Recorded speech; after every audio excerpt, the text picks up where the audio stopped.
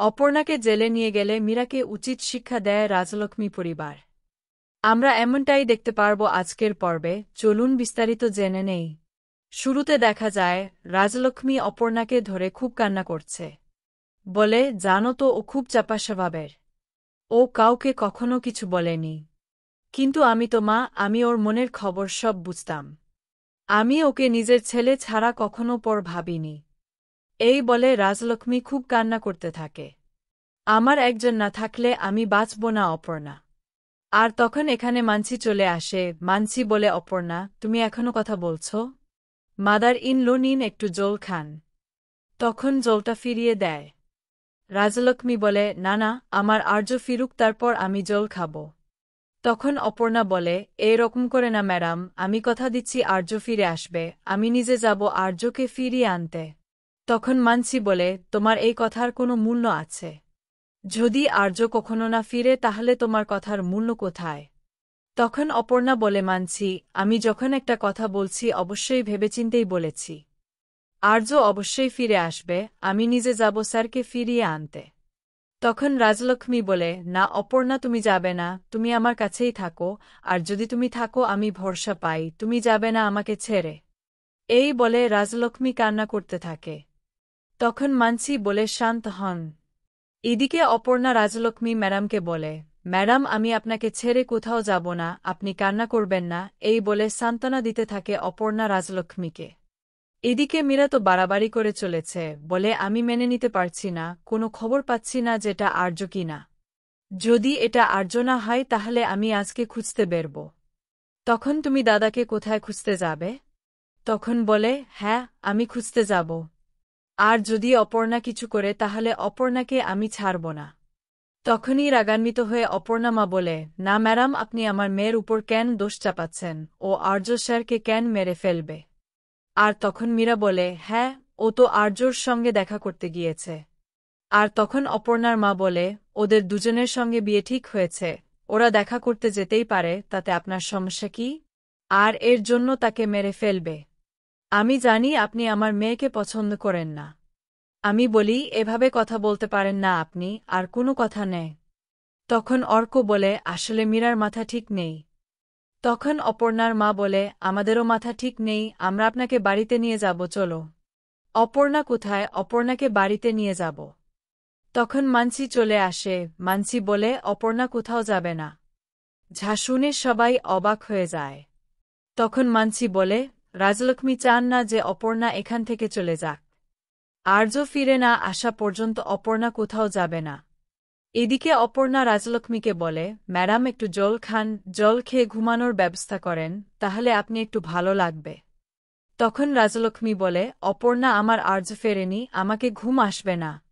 অপর্ণা বলে, আপনি জেগে থাকলে তো আপনার চিন্তা মাথায় ভিড় করবে, আপনি শুয়ে পড়ুন, আমি আপনার মাথায় হাত বুলিয়ে দেব।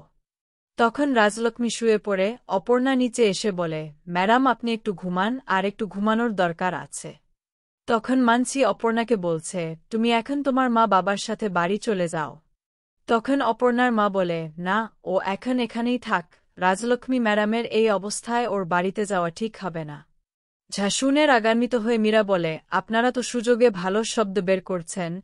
আগে ভেবেছিলাম আপনার মেয়ে অপর্ণা, এখন দেখছি আপনারাও লোভে পড়ে গিয়েছেন, এখন শর্তসিদ্ধির জন্য মেয়েকে একবার এখানে রাখতে চাচ্ছেন। তখন অপর্ণার মা রাগান্বিত হয়ে বলে, ম্যাডাম, আপনি সাবধানে কথা বলুন, আপনি না আপনার গায়ের জ্বালা মেটাচ্ছেন, আপনি গলা নামিয়ে কথা বলুন। মীরা বলে, আর্য নিখোঁজ হওয়ার পিছনে আপনারা কিছু করেছেন, যা শুনে সবাই অবাক হয় অপর্ণার মা। তখন অর্ক বলে, মীরা, তুমি চুপ করো, তুমি কেন এত বাড়াবাড়ি করছ? সেই থেকে অপর্ণাকে অপমান করা হচ্ছে। তখন মীরা বলে, হ্যাঁ, আমি ঠিক করেছি, ও ওইগুলো করেছে। তখন অর্ক বলে, যখন প্রমাণ হয়ে যাবে এটা দাদার বড়ি নয়, তাহলে কেন ওকে দোষারোপ করছ? কিঙ্কর তখন আসে এবং বলে, খবর পাইনি, তবে কিছু তথ্য পেয়েছি। বাগানবাড়িতে ছবির পরিচালক ছিল, ওইখান থেকে দেখেছি আর্য সিংহের বাড়িতে ঢুকেছে, পরে অপর্ণা ঢুকেছে, দুজনই ওই বাড়িতে ছিল। তখন অপর্ণা চিৎকার করে বলে, আপনি বিশ্বাস করুন, আমি ঢুকেছি ঠিক আছে, কিন্তু আর্য স্যারকে দেখিনি, থাকলে উনি আমার ডাকে সাড়া দিতেন। মীরা অপর্ণার কোনো কথাই বিশ্বাস করে না। মীরা বলে, আমি বলেই তো দেখেছি এর পিছনে আপনার মেয়ে আছে। তখন অপর্ণা চিৎকার করে বলে, আপনি শুধু বারবার আমাকে দায়ী করছো, কি শান্তি পাচ্ছ তুমি আমাকে দায়ী করে? তখন এখানে রাজলক্ষ্মী চলে এসে বলে, কি হয়েছে? তোমরা অপর্ণাকে কে কি বলো? তখন অর্ক বলে, মা তুমি কেন নিচে নেমে এসেছ? তারপর সে বলে, হ্যাঁ আমি আপনার কথা শুনেছি।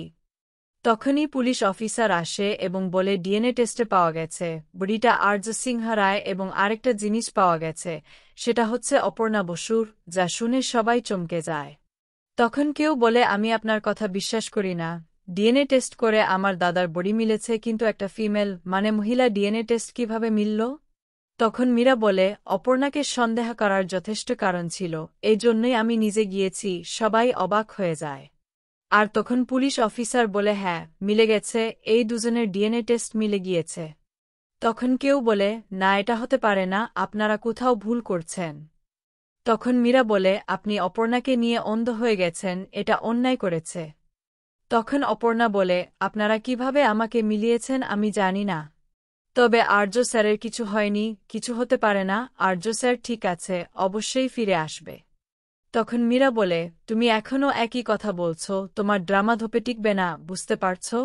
কোর্টে এসব প্রমাণ করতে পারবে? তখন অপর্ণার মা বলে, এসব কি বলছেন, উনি কোর্টে তুলবেন মানে কি? তখন পুলিশ অফিসার বলে, অপর্ণাকে আর্য সিংহা রায় খুনের অভিযোগে অভিযুক্ত করা হল, আপনার গ্রেফতার করা হবে, চলুন। শুনে রাজলক্ষ্মী বলে, না না এটা হতে পারে না, আমার ছেলেকে মেরে ওর কি স্বার্থ, আমার ছেলেকে কেন মেরে ফেলবে? এটা বলে রাজলক্ষ্মী অসুস্থ হয়ে পড়ে। তখন পুলিশ অফিসাররা অপর্ণাকে ধরে নিয়ে যেতে বলে, চলুন তো। তখন অপর্ণা বলে, আপনারা আমাকে নিয়ে যা ইচ্ছে তাই করুন, কিন্তু আমি এখনও এখানে দাঁড়িয়ে উঁচু গলায় বলবো আর্য সিংহ রায় ফিরে আসবে, তিনি ঠিক আছে, আপনারা আর্য সিংহ রায়কে খোঁজার ব্যবস্থা করুন। যা শুনে সবাই অবাক হয়ে যায়। তারপর পুলিশ অফিসার অপর্ণাকে নিয়ে যায়, এদিকে অপর্ণার মা বাবা চিৎকার করে কাঁদছে এবং বলে, ম্যাডাম আপনি আমার অপুকে বিশ্বাস করেন, আমার অপর্ণা এমন কাজ করতে পারে না, তিনি যাকে অনেক ভালোবাসেন সেই স্যারের উপর কেন এমন কাজ করবে? তারা সবার কাছে হাত জোর করে সাহায্য চাইতে থাকে, অপর্ণাকে যেন থানায় নিয়ে না যায়। সবাই চুপ করে আছে। এদিকে পুলিশ অফিসার অপর্ণাকে নিয়ে যাবে, আর অপর্ণা মনে মনে ভাবছে, আমার যা খুশি তা হোক, আমার আর্য স্যার ভালো থাকুক, তুমি রক্ষা করো। এই বলে অপর্ণা স্যারের কথা ভাবতে থাকে। আজকে এই পর্যন্তই, আগামী পর্বে কি ঘটবে জানতে চোখ রাখুন আমাদের চ্যানেলে। আপডেট পেতে চ্যানেলটি সাবস্ক্রাইব করে রাখুন।